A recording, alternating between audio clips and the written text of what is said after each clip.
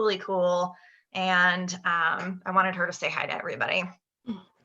Well, hello, everybody. I'm really happy to be here, and it's just wonderful to see so many young faces out there. It's just wonderful, and I'm looking forward to seeing your reaction to some of the photos that are out there. Thank you for having me. Well, thanks, Jill. All right. Hopefully I didn't miss anybody. I know we were having a couple errors with microphones, but I'm going to go ahead and maybe jump right into it. So let me share my screen with you guys and we'll get going.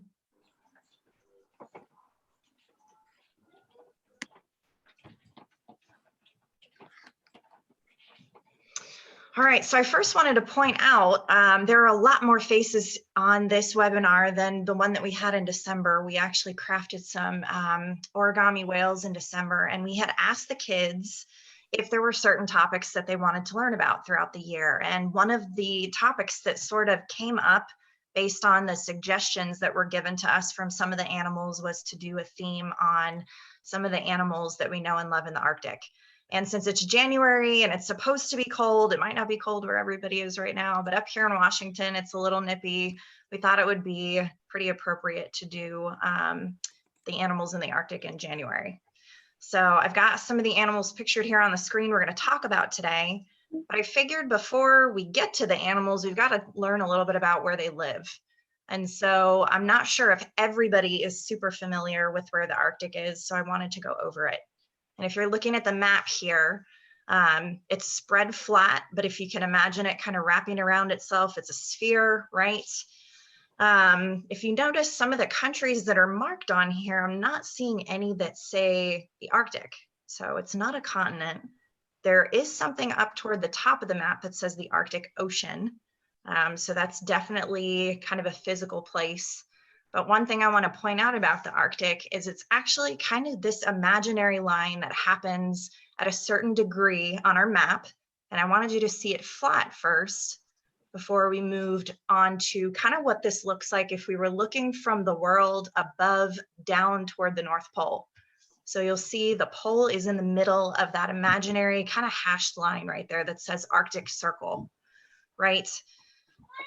And so the first thing I wanted to ask everybody was how many countries you see. And you guys can kind of just look at some of the countries that are listed here on the map, maybe kind of count them up in your head a little bit. Give you a second to do that.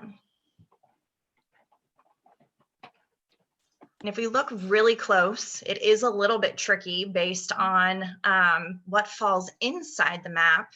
It's 8 countries in total, and it's because Iceland down here, even though the biggest part of that country isn't located inside the dotted line, there's actually a little island just off of its coast that belongs to Iceland that does fall in the Arctic Circle. So if we're counting, we've got Canada, we've got part of Alaska up here, so part of the United States is in the Arctic Circle. We have Russia, Finland, Sweden, Norway, Iceland, and then Greenland here. And then the other thing I wanted to ask you guys to kind of look at on this map was what you notice about the North Pole. So I'm going to give everybody just a second to kind of look at that. So the North Pole, it's actually not really a physical place. It's this northern point in which the Earth's axis of rotation is found. And so there is sea ice up there that's formulated. So it is found in the Arctic Ocean on constantly shifting pieces of sea ice, but there's not any real ground underneath it like you see on the land masses here for the countries. So who wants to answer this question? Do you think that there's more land or more water in the Arctic? And if you're unmuted, you can just scream out your answer if you want. I think it's water. Water. All right. Water. It sounds like everybody's on the same page, and you're totally right. If you look at the map, it is water. Right? So even though there's a lot of sea ice and the animals actually use that sea ice kind of like the ground, we're going to talk about that. There's no ground beneath that ice. I kind of already mentioned that when we talk about the North Pole. And so some fun facts, the Arctic Ocean is the smallest and the most shallow ocean on the planet. and the water is 28.8 degrees Fahrenheit. So that's really cold. So the Arctic, I want to talk about the climate, the temperature, and then this really funny word called the tundra biome, and we're going to talk about what that means. If you guys joined us for our climate talk a couple of months ago, we kind of broke down the difference between climate and temperature, but I want to talk about it again, just in case some of you are new or kind of as a refresher. So climate is weather conditions in an area over a long period of time. So it's kind of a pattern of weather that is persistent or continuous over this long period of time. And up in the Arctic, we're looking at a unit on stuff like that. we're looking at extremely cold climate. There's not a lot of precipitation, which means that there's not a lot of rain or snowfall. There's a very limited growing season. And what I mean when I say that is when we talk about vegetation and some of the greenery that grows in the Arctic, there's a very small window for that to happen. And that's because there's not a lot of sunlight throughout the seasons up there. In fact, there's no sunlight throughout the winter time. Temperature would be the degrees, so whether something is hot or cold, and I'm sure you guys already understand the Arctic is a pretty cold place. We talked about the marine environment being 28.8 degrees Fahrenheit. And then there's this thing called the tundra biome. And so when we look at temperatures there, the average temperature through winter is actually negative 29 degrees Fahrenheit. It's very cold. And then the average temperature through the summer, depending upon where you're at in the tundra biome, it could be a little less than 50. It's been topping out at about 54 degrees. So kind of a mild January day, even in the summer up in the Arctic, if you can imagine that. So what is this funny word? What's a biome, right? A biome, if you look at this picture, it's a large region where a specific type of climate supports different types of plants and animal communities that live there. So because the tundra biome in the Arctic is so cold, there are only certain animals and plants that are going to be able to live, thrive, and be supported there. You couldn't take, a lion that belongs on the African safari, for instance, and put them up in the tundra. They don't have enough fat, they don't have enough hair to be able to keep themselves warm to survive there. So I hope that makes sense to everybody.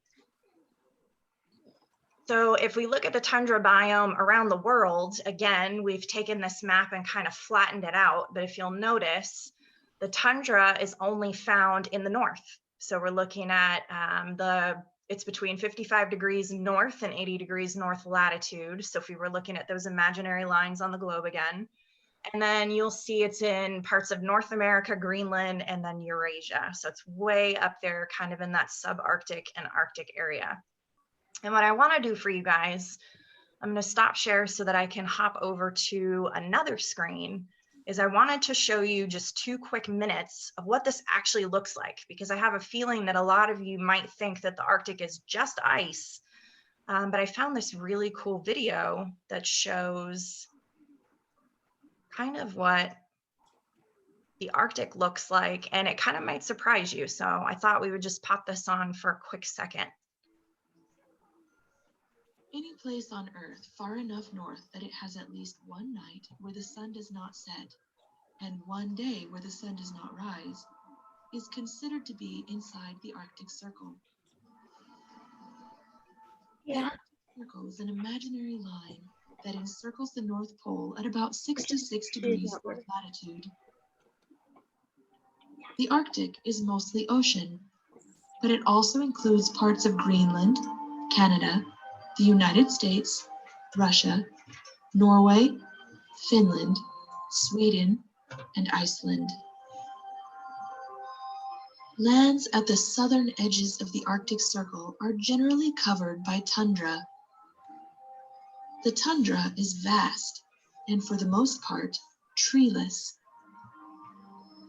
The short Arctic summers are too cool and too brief to allow trees to flourish here. But there is another barrier as well: permafrost.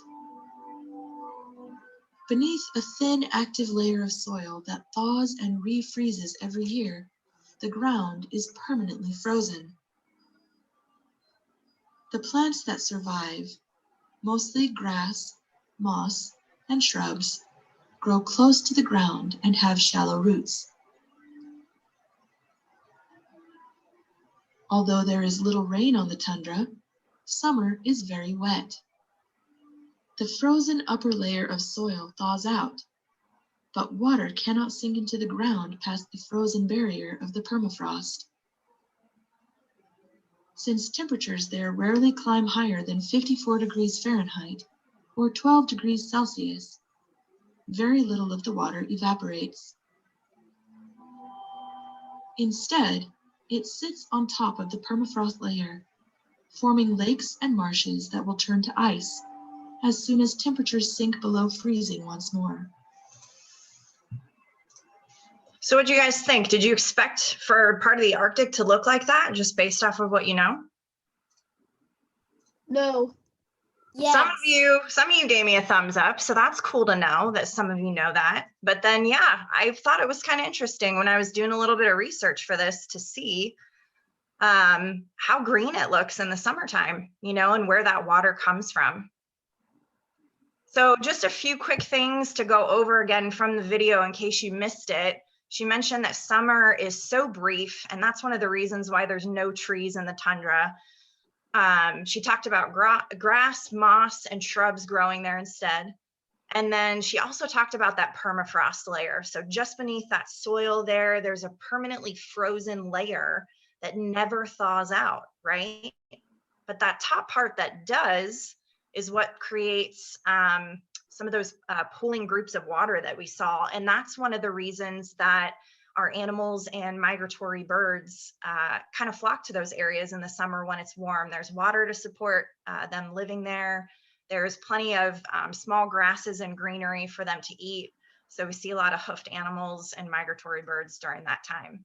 But you guys mentioned to us when we pulled you last month that there were some marine animals that you were interested in. So I want to talk a little bit more about the marine environment and the animals found there. And the first one that was mentioned was the narwhal. And the narwhal is also known as unicorns of the sea. And I bet you guys can guess why if you've never seen one before. So if you'll look at what the narwhal looks like, it's got a short rounded head and it doesn't have a beak up front. So just kind of a very blunt head right there. It also doesn't have a dorsal fin. So it just has this little ridge right back here. And these adults here that you see, there's a couple of them under the water here. So they're spotted, black and white. The females in this species are basically toothless. The males have 2 teeth in their upper jaw, and that left one is going to push out through the lip, and it grows into a horn that can reach up to 9 feet once it becomes an adult. Mia, did you have a question? No, I was going to say what you just said. Okay. These guys can live, they say on average about 25 years, but they expect that they could possibly live up to 50. Males are going to be larger than females in this species. And I've got a really cool graph right here that actually shows the size of the average human diver, so human girl, compared to the size of a narwhal, if you guys were interested for a size comparison. And then one really cool thing is that when they have calves and their babies are born, they're over 5 feet in length and they weigh about 175 pounds. So they're also kind of the average, maybe slightly under average height-wise, of an adult human female, which is pretty crazy. And so I wanted to show you, again, we've got, imagine we're looking at the world kind of from the top down. So the North Pole would be in the middle here somewhere. And if we were looking at the range, they're actually kind of more on the Atlantic side. So I'm not really seeing much as far as Alaska or Canada go until we get way over here to the east.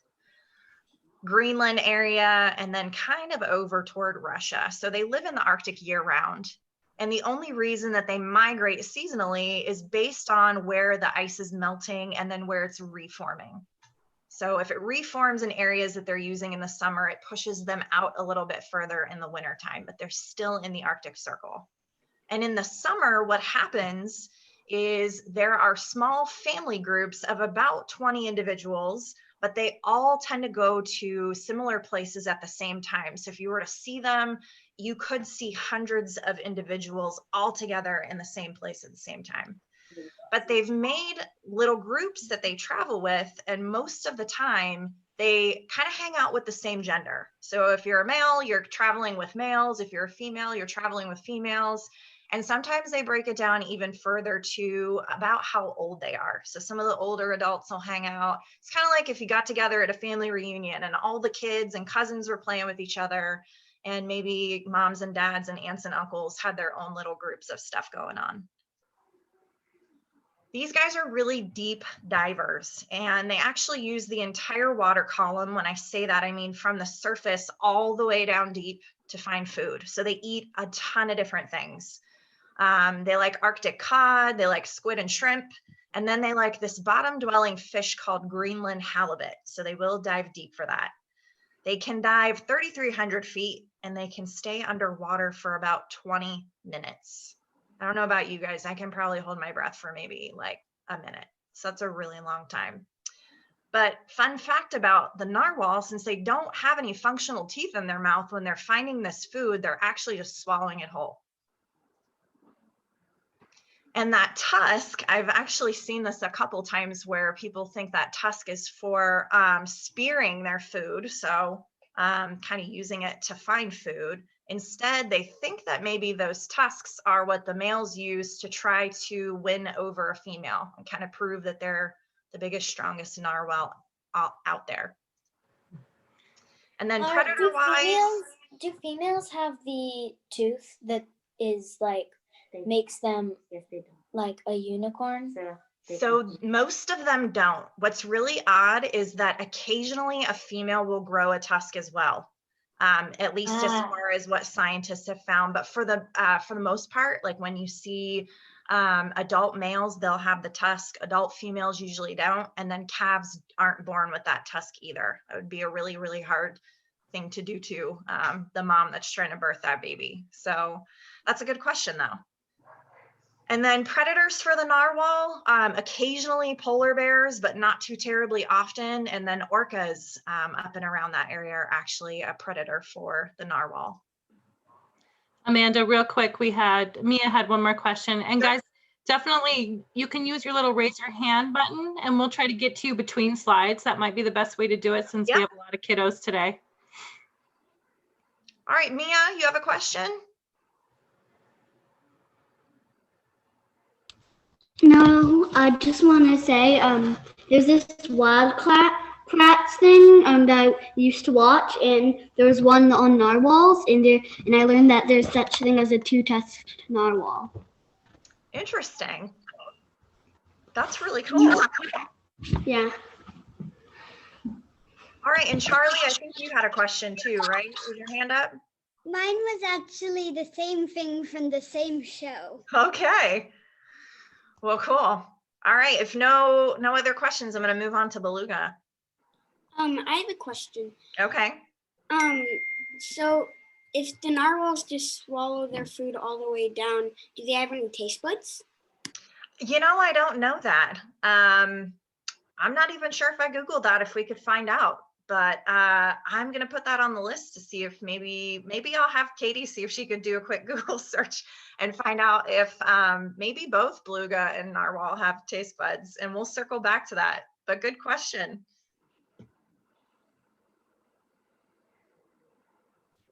Charlie, are you good?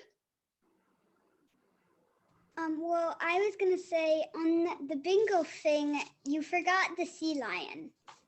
Oh, we're going to get there. Don't worry.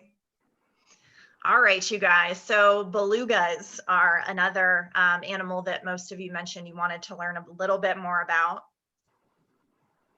So they're also called the sea canary. Did anybody know that? No? We're going to talk about why. But before we do that, I wanted to describe them a little bit for you. So if you'll notice the difference, other than the fact that they're missing that really big long tusk that grows out of the front of the narwhal, is they also kind of have this bulbous head. So they've got a melon in there for echolocation, and they've got that short and broad beak up front. So like if you look at the front of the beluga here, it's got a little bit of a protrusion. So when I say beak, that's what that means. It sticks out kind of farther than the rest of its head instead of being flat like the narwhal was. They don't have a dorsal fin either. And all the adults, when they're fully grown, are white. When calves are born, they're kind of a darker gray color. And then over time, they will turn to that white color that we see in the photo here. These guys do have teeth. They have 8 to 9 pairs that kind of look like little pegs, and they're in the upper and the lower jaw. But sometimes what happens with belugas, based on some of the things that they're eating, is they can wear away their teeth when they become adults. So if you see older belugas, or if you're ever Googling pictures and you notice that there are some of them that don't have teeth in their mouth, they could be older individuals that have just worn those teeth completely away. And these guys look like they live about the same amount of time that narwhals do. So at least 25 years, but it's possible that they live about 50. Males are larger than females in this species too. And I do have another little graphic of a diver next to the beluga, so you can kind of see the difference in size from us to that beluga there. And then when calves are born, kind of the same thing. They're about 5 feet, but they're a little heavier than narwhals, so they can be over 175 pounds, up to about 220. And again, for reference, I've got the map up here to show you where they're found. Their range looks like it's a little more expansive than that narwhal that I showed you originally. And they do come down near the Aleutian Islands in Alaska. So because it crosses that boundary line from where the true Arctic Circle is, they're considered subarctic and Arctic based on where they're found. And they also migrate seasonally based on what's going on with the ice. So in the summer when it's melting, they're moving into estuaries, so more shallow water. The females in this species tend to go back to the same estuary that they were born at. So they'll go over and over again. And then during the time that they're there, not only are they eating, but they go through a molting process where they're shedding some of that upper layer on their skin off. And that's to regrow a brand new layer underneath. Belugas eat a lot of different things too. So they like octopus, squid, crabs, shrimp, clams, snails, and they'll even get down there and eat some sandworms, but they'll eat a variety of fish too. So salmon, cod, herring, smelt, flounder. It kind of sounds like these guys have a very varied diet.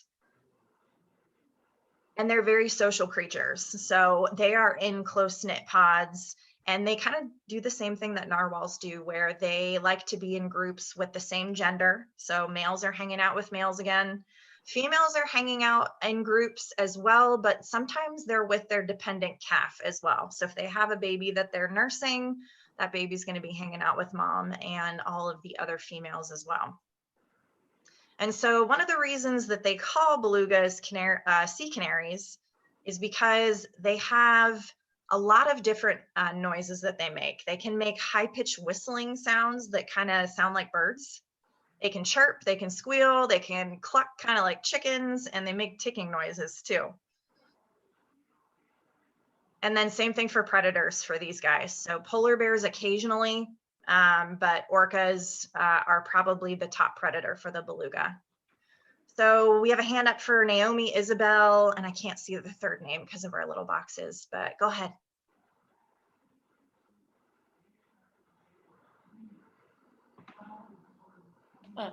There. Ask your question. So I remember in Finding Dory that there was a beluga helping her. Yeah. He helped her find her way out of she was in an exhibit or in the pipes, right? Yeah. Yeah. Yep, that's definitely a beluga. We're 6. Awesome. All right. And then of course, I wanted to touch base on orcas up in and around the Arctic. They are different than the orcas that we have here on the Pacific Northwest.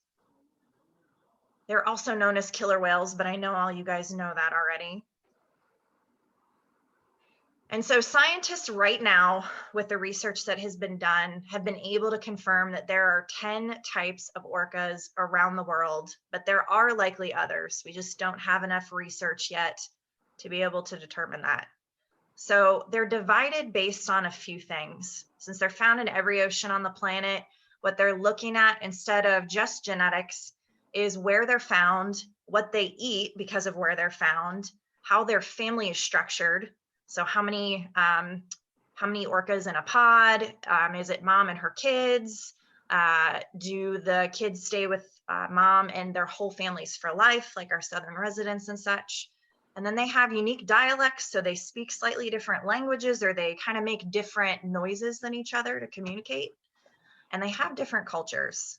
And so that's what sets these 10 types apart from each other right now.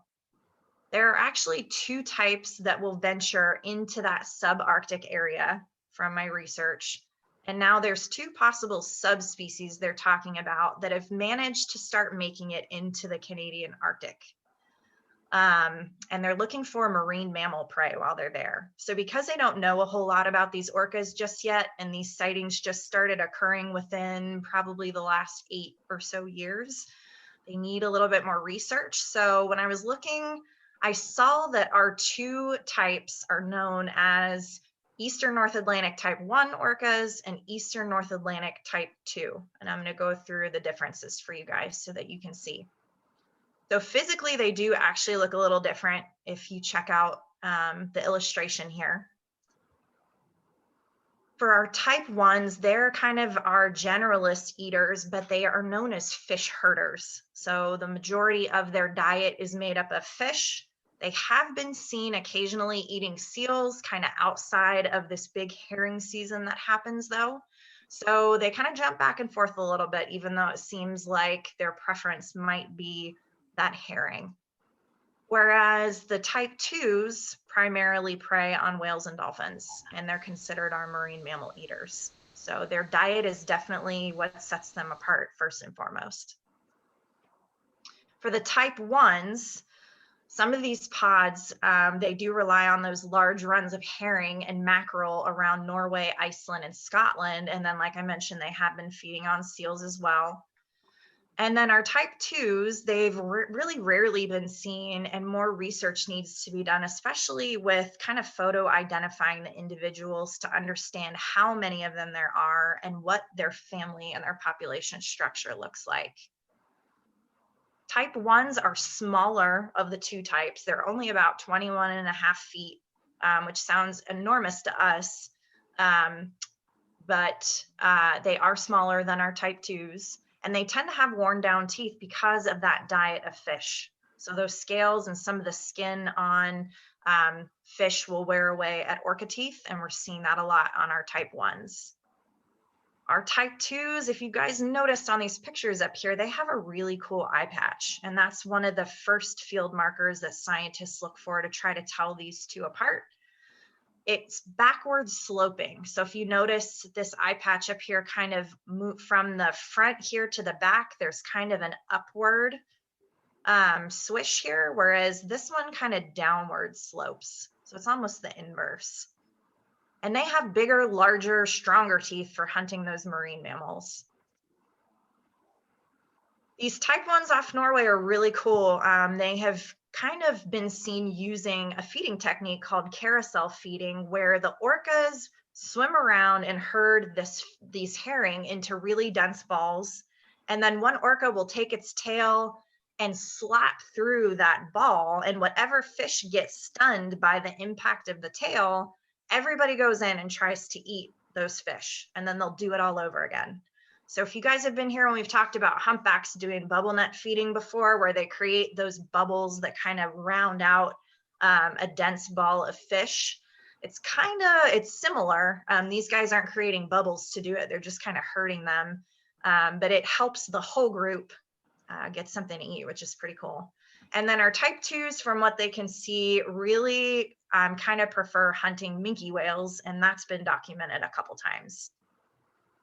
So to show you guys what I mean about their range, because they are found in every ocean, that's what all of this orange is. These are all the different types, but the 2 I'm talking about are going to kind of be right up here. So we're talking around Norway, Greenland, probably parts of Iceland. And then the two that are starting to kind of creep down into Canada are using some of the areas up in the northern area. So I think that's what There's my picture. Did you have a question? No, look at my picture. Oh, nice. Awesome. All right, polar bears were another one that you guys wanted to learn about. And so they're also known as sea bears or ice bears. And I'm sure you can see from this picture why. They have it's a large bear, long neck, small, kind of a smallish head for their body, if you look at that. Rounded ears and then kind of a short tail.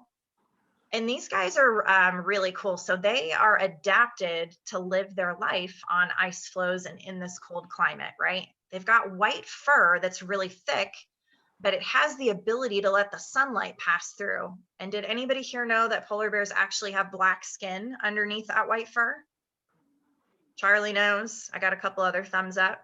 So the reason for the black skin and then the fur letting the sunlight come through is the heat from the sun is going to be absorbed by the black skin. If you've ever worn like a black coat or black pants outside and you've been in the sun, you'll get warmer a little bit faster than if you're wearing, white. White is actually something that will help reflect the sun. So in order for these guys to stay warm, they have that adaptation. They've also got a layer of insulating fat that keeps them warm. And then they've got these strong, powerful paws and these sharp claws. And that helps them to grip the ice so they're not slipping around everywhere. It helps them dig through the ice to try to find their food or to dig dens that they're going to have babies in and kind of hibernate in. And then that's the other thing that they use successfully when they're going to take down their prey. Sayla, do you have a question? Yeah, go ahead. Basically their house. Oh. Sayla, go ahead. I'm sorry. I unmuted you first. So polar bear skin, fur is actually camouflaged. So because it's white in the Arctic, but it would turn a different color if it was, say, in like a jungle. Even though they don't live there, it would be like a green hue. Cool. That's a cool fact. I like it. All right. Are we noticing a pattern here where most of the males in these species are larger than females? We've got it again in our polar bears. We had it in our orcas as well. I should have mentioned that. At the shoulder, so if we're looking from the paw all the way up to about the shoulder here on the polar bear, we're looking at about 5 feet 3 inches tall, which is pretty big bear, right? Up to 1,600 pounds. Their lifespan, they can live 25 to 35 years. So a little bit less than the narwhal and the beluga, but still pretty decent amount of time up there in the Arctic. So polar bears tend to be solitary, meaning they live their life pretty much by themselves unless they're raising cubs, as you guys see in this really awesome photo that Jill got here. Their main diet is pinnipeds, which is a fancy word for seals. They liked the ringed seal and the bearded seal that is found up in the Arctic. Polar bears have been known to prey on beluga whales, which we talked about a little bit already, but they're also scavengers. So they will look for dead fish or dead marine mammals that have washed on shore. And they're kind of the janitors in the Arctic. So they will help finish that carcass up and kind of play cleanup there. Polar bears are really good swimmers. And they use those 2 front limbs. They're pretty powerful for paddling. And they have this aquatic adaptation to do so. They're actually the only 4-legged animal that does that. So you've heard the term doggy paddle before. Our dogs can use all 4 of their feet, but it seems like polar bears just use the front 2 to propel them through the water. As far as cubs go, mom can have up to 4 babies, but it's more likely she'll have 2. And then she's going to have them when they're in the den and they're not weaned until they're around 2 years old. So she's at least caring for the cubs until they're around that age and will eventually leave mom and kind of go about their business at that point. And one really important thing to talk about polar bears, you guys might have heard about this, school might have taught you about this, but back in 2008, the US government listed the polar bear as a threatened species. And the reason that they did that is because this continuation of global warming is starting to cause these ice flows to disappear.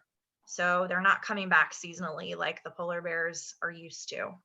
And if they don't have those ice flows to be able to maneuver around and get to the area that some of these seals like to hang out, then they're going to have a really hard time getting to that important food resource. So scientists are really looking at these guys right now, and their prediction is that if global warming continues at the rate that it does, that maybe about 2/3 of the polar bear population could be lost by 2050. So they really are a species of concern right now. And there are a lot of different things that they're looking at in order to try to help the polar bear with that. All right, Shaylee, Broden, and I can't see the third name anymore. I apologize. You have a question? Yeah, ask that first. What's the polar bear doing with that thing in the water? So I am actually going to ask Jill because Jill took that photo. Jill, is that just it looks like something man-made that polar bear got hold of in the water? Unfortunately, it was a lot of derelict fishing gear that was all tangled up together, and we were aghast watching this bear with this, and hoping he wasn't going to get entangled with it, which he didn't. But it was just a sad photo. Actually, he was just out there swimming, and he was playing with it. Gotcha. So just some fishing gear. Yeah. You want to? Okay. Good question, though. I thought I saw another hand up, but maybe not. Oh, you guys are coloring. That's awesome. Are those narwhals? Yep. Yeah. The hand was mine, but somebody else asked my question. My question was, what's that thing in the picture with the bear? And you Good question. Good question, you guys.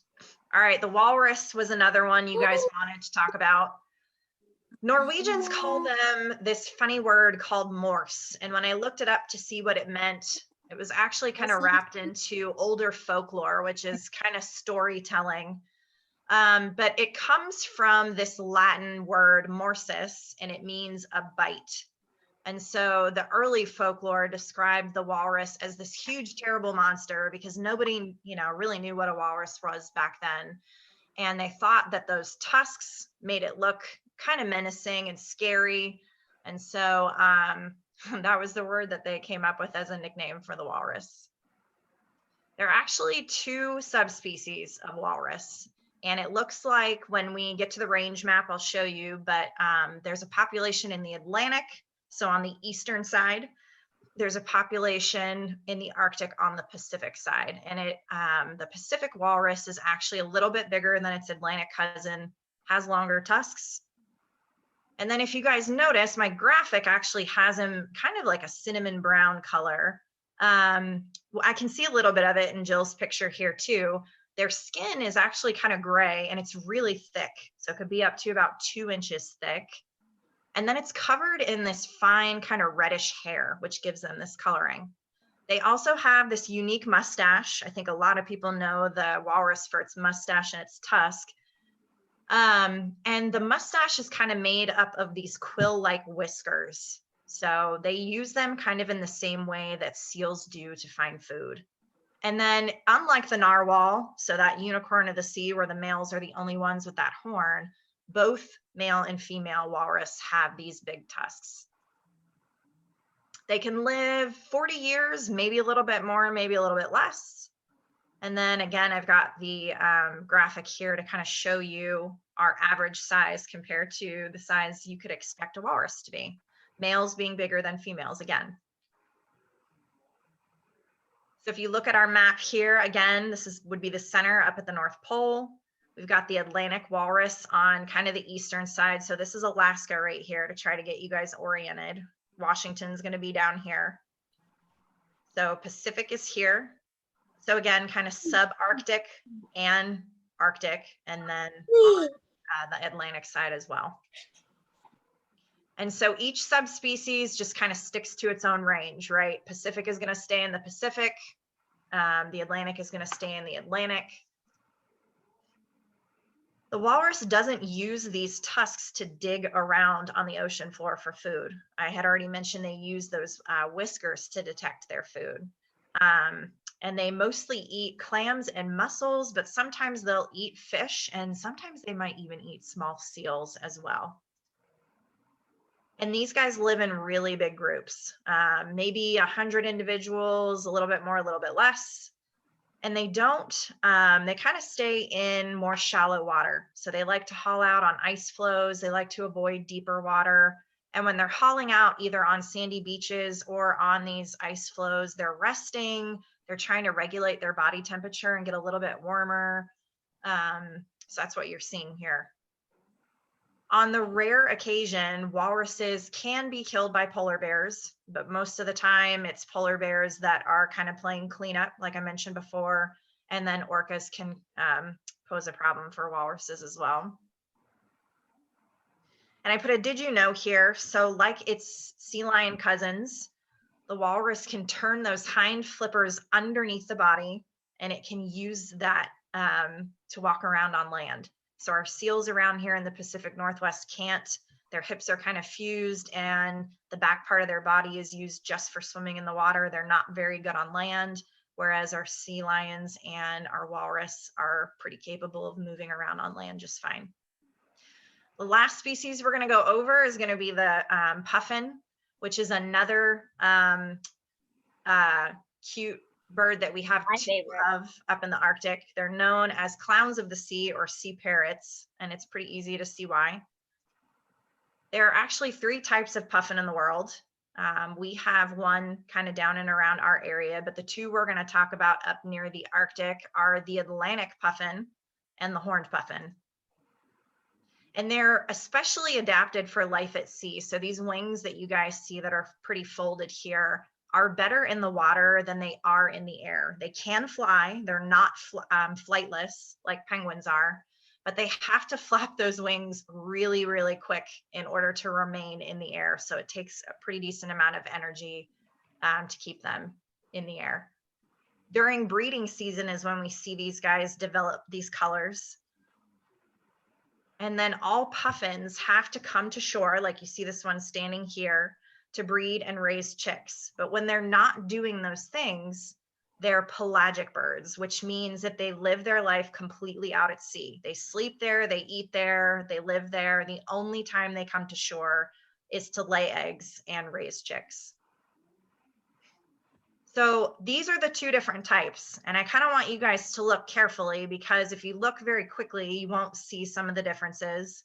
One of the main differences on our Atlantic puffin is they have this dark area on the beak, and then it's kind of really bright orange red on the end here. And if you look at our horned puffin, he's missing this dark part right here. He's also got these are what they're referring to when they say horns. So a little bit bigger. These guys look different, but they're also found in different areas. So if we took the United States here and kind of broke it up, this is Alaska again. Whoop. This is going to be the other side of the United States. So we're looking, Maine is here and then up into Canada, and we have Greenland here. So there's areas that they're breeding and feeding in as well. And so the similarities between the 2 is each species is only going to lay 1 egg. It can take up to 12 weeks between sitting on the egg and then feeding the chicks before those chicks are ready to go. They both prefer small bait fish in the water, so like herring, hake, capelin, and they can live about 30 years, which is a pretty long life for a bird species, but most marine birds do live a little bit longer. The differences between the 2, horned puffins actually like to nest in crevices along cliff sides, whereas our Atlantic puffin digs these little burrows that they'll put their eggs in. And then both of these guys spend winter offshore, but in very different places, if you can see that here. So why do you guys think we didn't talk about penguins today? Does anybody have any ideas? Sayla, you know? They, penguins only. Whoop. Wait, you're muted again.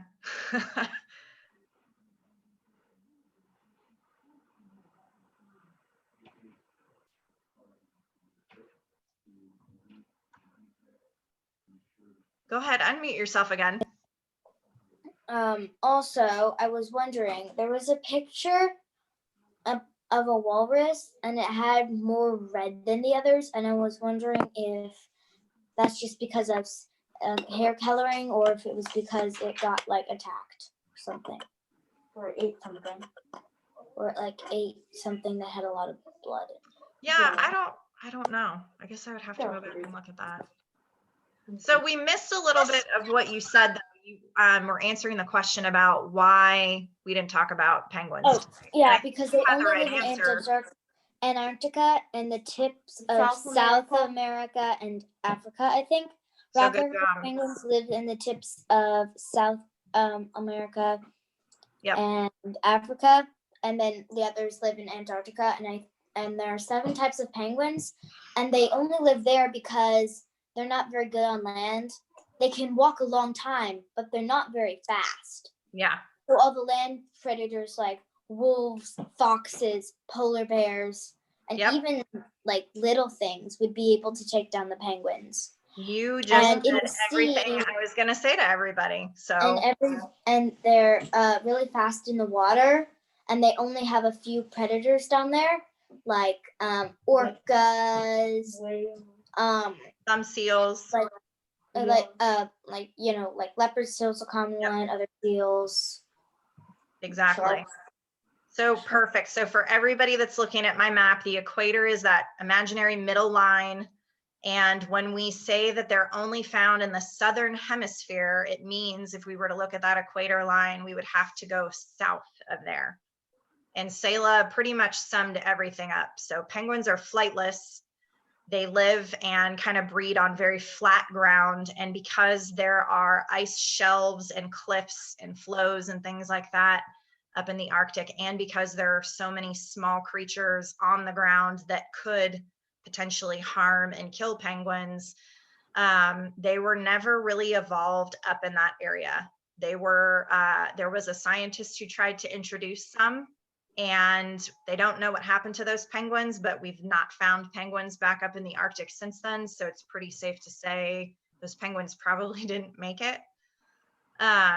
But I wanted to point that out because a lot of children's books, and a lot of times when we talk about these cold places, they'll illustrate polar bears next to penguins. And if we think about it, the polar bear is only found up in the Arctic and penguins are only found down in the Antarctic. So it's a little misleading, right? The last thing I want to touch on, we talked about it a little bit on some of the animal species pages, but how is climate change changing things in the Arctic? And I'm sure you guys can kind of piece together, if things are warming up in a place that's very cold and there are animals that depend on that ice to be able to move around, then at some point, if that ice isn't reforming seasonally, there are going to be some threats to a lot of different things. First and foremost, warm water kind of makes the ocean water a bit more acidic, and that is definitely going to affect the food web. So if we look at our belugas, our narwhal, and our puffins, they rely on those small forage fish and other creatures that might not be able to survive when the water gets too warm. And because of the ocean acidification, animals that have to grow shells for protection and our little plankton and phytoplankton are going to be impacted by this dramatically. And since they are that very first block in the entire food web, if something happens to the very first step, we're going to see something happen to the entire food chain on the way up. So if there's less food available to these 3 animals here, it's unlikely that they're going to be able to survive and they'll start declining. Another really interesting thing about that ice not reforming is the narwhal and beluga like to hang out in the packed ice. One of the reasons they think that they don't have a dorsal fin is because they'll go under the ice flows. And if they had a dorsal fin, that's less space for them to be able to kind of come up to the surface, right? But so what happens when the ice disappears is the orcas that do have those big dorsals and are looking for these guys are going to start finding them more easy because it's going to be a wide open, vast ocean. There's really not going to be any place for them to get under or in some of that pack ice and hide. With our polar bears and our walrus, you can kind of see in the picture down here, with that ice, those ice flows melting, they're not going to have a lot of these places to be able to travel around or to haul out to try to, warm their body temperature up or rest or avoid predators or find prey. So polar bears are especially sensitive to the ice flow loss, which I touched on, and it's because they're losing access to be able to get to those seals pretty easily.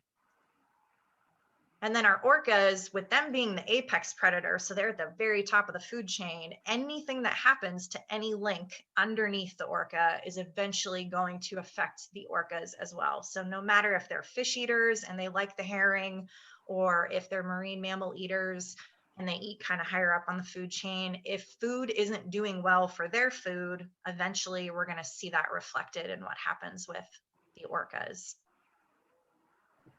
So I'm going to take a few questions, but I did want everybody to kind of unmute, and then I'll take questions first, but I wanted to ask what your favorite animal was, what fun fact you learned, and I know it's getting late, but we are going to try to at least do one round of bingo with you guys. So Charlie, did you have a question first? Well, I was just wondering what we could do to help. So that's a great question. And as far as climate goes, there's a lot of things that we can kind of do to help, right? So we have what we call a carbon footprint. And that means there are certain activities that we do and certain things that we buy that kind of impacts what's going on with the planet, right? So if we think about the things that we're eating a little bit more, if we think about some of the things that we're buying a little bit more, maybe we recycle more or use less plastic.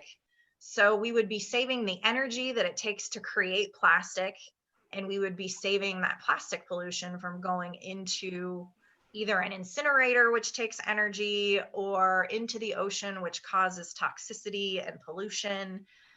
That's a really good thing to do. There are quite a few things that we could do to help. And I know you were on our climate talk that we did with Bellingham, I think back in September. But if you guys are interested, I would certainly be happy to email everybody that registered today with just a couple quick pages to kind of read through and maybe some activities you could do to help. Okay. That sound good? Yeah. Okay. But then I had one. Oh, I just forgot what I was going to say. Okay. How about we go to Naomi, Isabel, and sorry, like I said, I can't see the third name, but go ahead.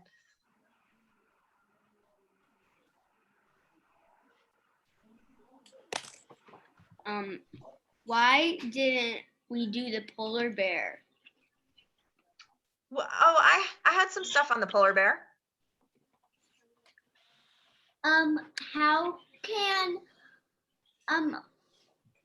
How can walruses breathe? Say that again? She said, how can walruses breathe? How can they breathe? I know. They do seasonally, so They put air in their neck and it makes them float up to the surface okay.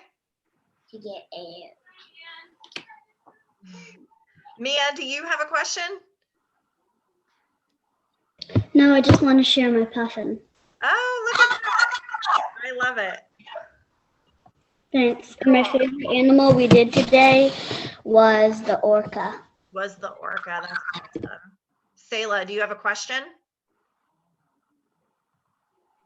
2, about bingo. How many rounds do you think we're going to be able to do? 2? We were planning on 2, but we had quite a bit of introduction. So whatever everybody can stick around for, we can still aim for 2. But if some people have to jump off, I totally understand. Okay. And then will there be prizes? We don't have any prizes. If we were going to do this in person, we would have thought about it, but we don't really know how to be able to get you guys something cool. We're kind of just playing. We're going to play, and it's going to be a revised version of bingo. And so it's not. What about for a prize? You could do like you could send emails and like you get a You get a reward for, $5 Amazon gift card because that has a code or something. or like maybe a coupon for something, an email coupon. All right, how about we take that into consideration for next time, because I'm not the one that's allowed to make those decisions. I'll have to ask my bosses. Does that sound good? You guys still want to play? What do you think? Yeah? So I'm going to turn it over to Katie. I've sent everybody an email with a couple different bingo cards, so I'm hoping everybody has something different. And one of the ways I wanted to make sure you had something slightly different was if you look at your card, there should be a free space. I'm gonna go now so I can say hi to my grandparents. Okay, we'll have fun. Okay. Thanks for joining us. All right. So if you are looking at that free space in the center, there should be another space that says your space. And what I want you to do there is pick anything that you see on the card. So it could be narwhal, beluga, walrus, polar bear, orca, puffin, whatever it is you decided was your favorite animal that you learned about today.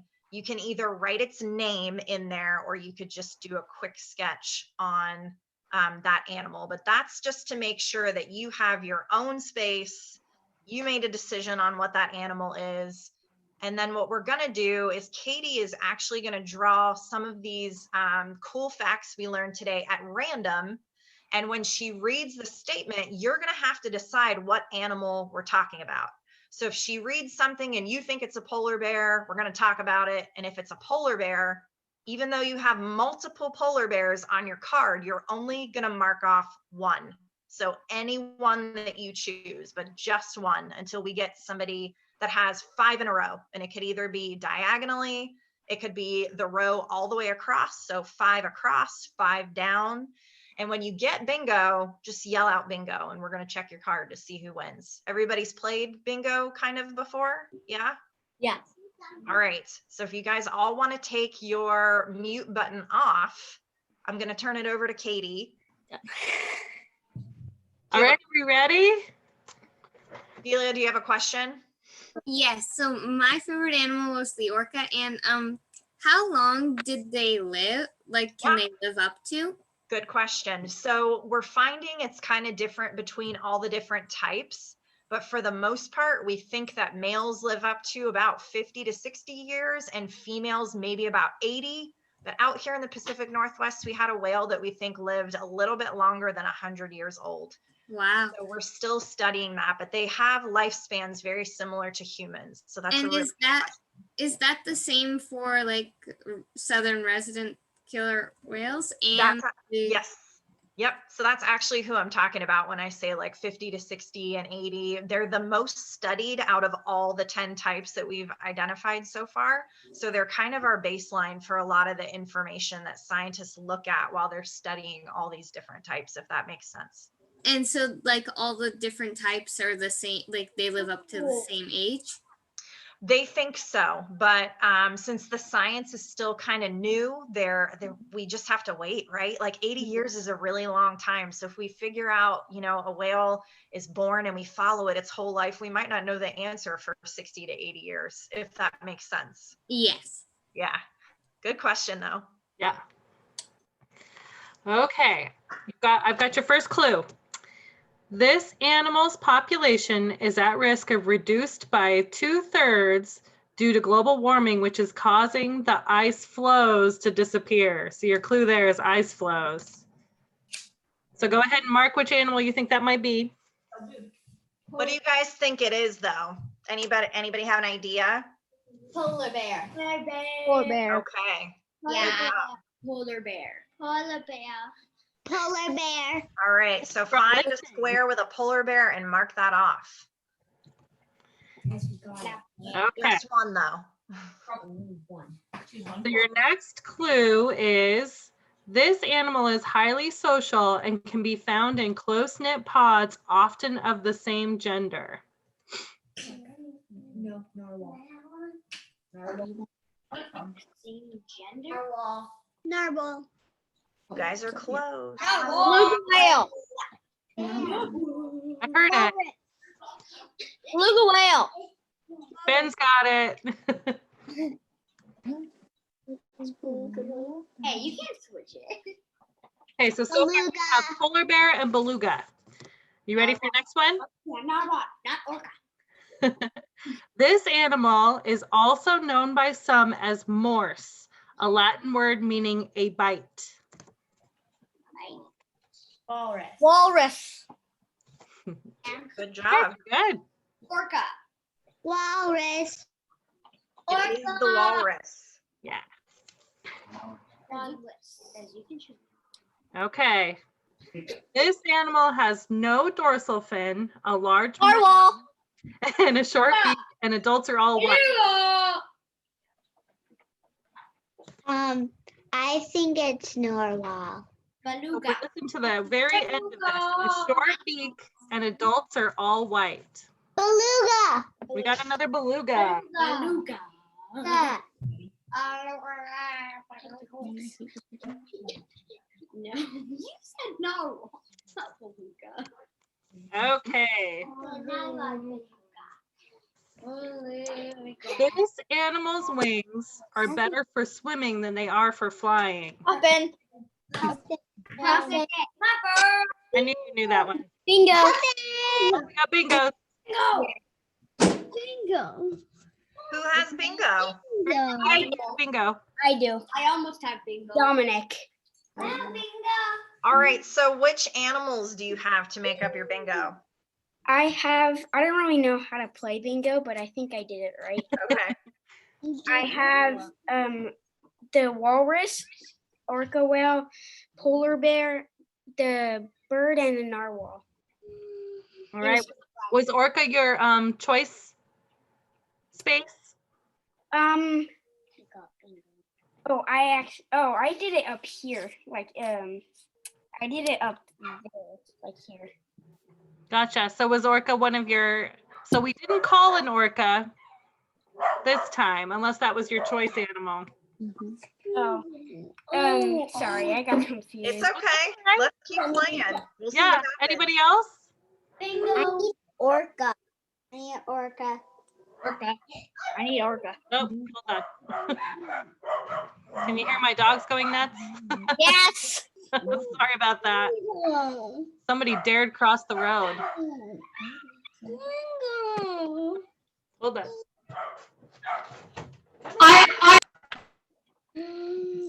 Okay, so do we need to pull another one?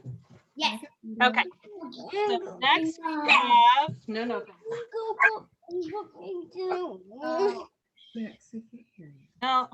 now I've got repeat and here we go.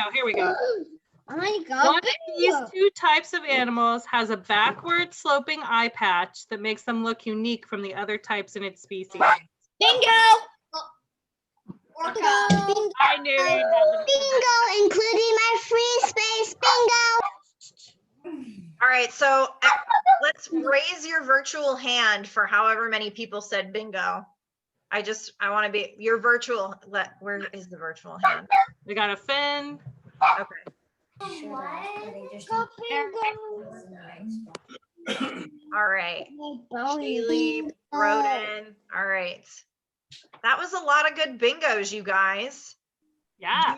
Does everybody have another card that they're able to play with if you want to play the second time? Yes. All right, let's do All right, it. so we're going to start over fresh. And if you're using a new bingo card, you have to fill in your space again. So you could pick another animal or you could just decide to stick with whatever your favorite one was from today.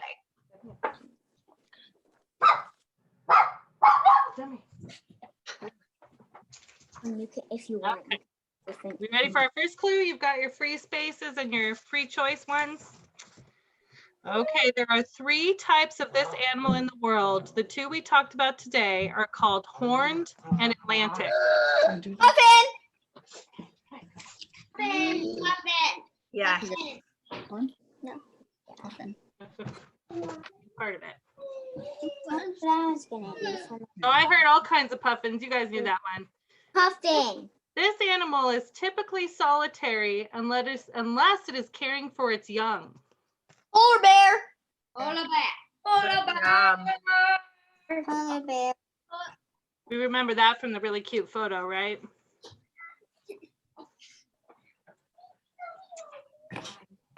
Okay, this next one. This animal has two subspecies, one found in the Atlantic and one that's slightly larger with longer tusks found in the Pacific.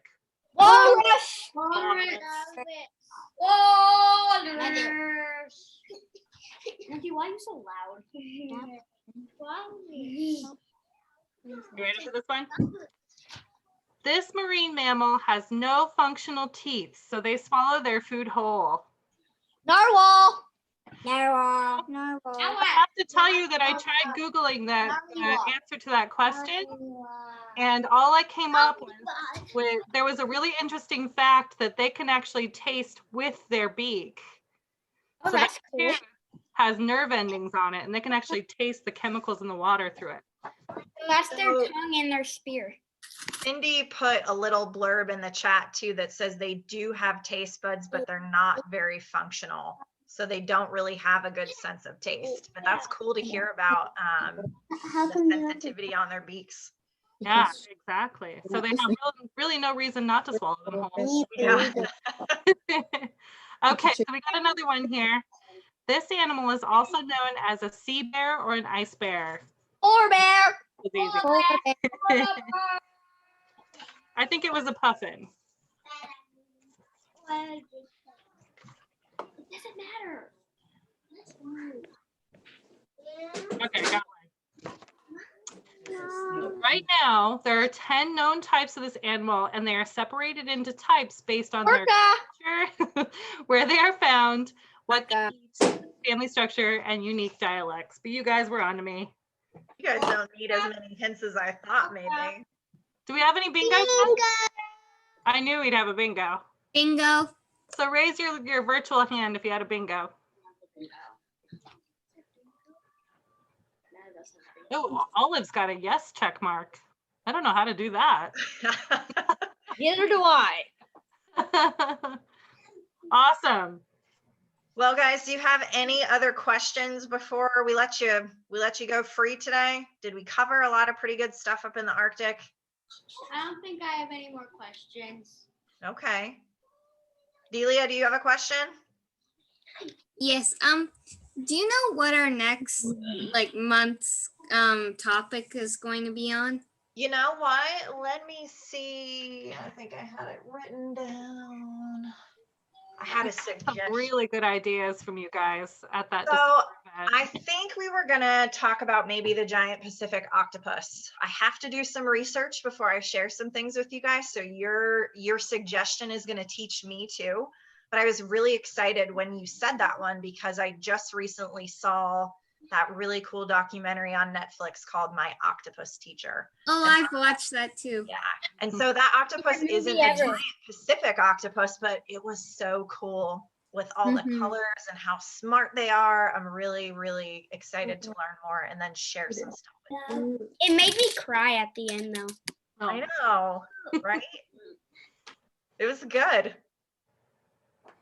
So would everybody be interested in coming back to learn about our giant Pacific octopus, do you think? Yes. Yeah? Yes. All right. Yes. We'll have to come up with a fun activity too. We'll see. Charlie, you still have a question? So I know that there's both orcas in the North Pole and the South Pole, but how come they both thrive in those areas with their differences? How come they're not thriving in those areas?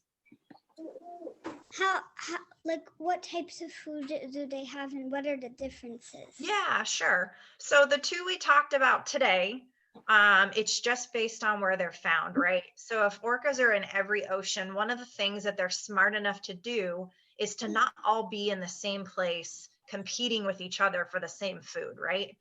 Because that would be a lot of whales to have to feed in one small area. So they're spread out. And if you're a marine mammal eating orca, then you're kind of going after the, bigger prey. And if you're fish eating orca, then you're going after the fish. And so it's kind of based on where they're found. So I think there are 4 types, A, B, C, and D, that are down in the southern hemisphere. Like we talked about, penguins are from the equator line south. And when you get down into the Antarctic, they're down there, and they will. I think it was Sayla, if she's still on, touched on orcas eating penguins down there. There's different kinds of seals down in the Antarctic. So they're smart enough to have found a couple different prey resources, or maybe just 1 or 2, and then they just sort of stick to that. And so it's very similar to the 2 ecotypes that we get in the Salish Sea. So our bigs are the marine mammal eaters. Our southern residents eat the fish, and they can both be in the Salish Sea at the same time, kind of in the same area if they want, if their food is there. And the reason being is they're not competing with each other for the exact same food. So does that kind of answer your question and make sense?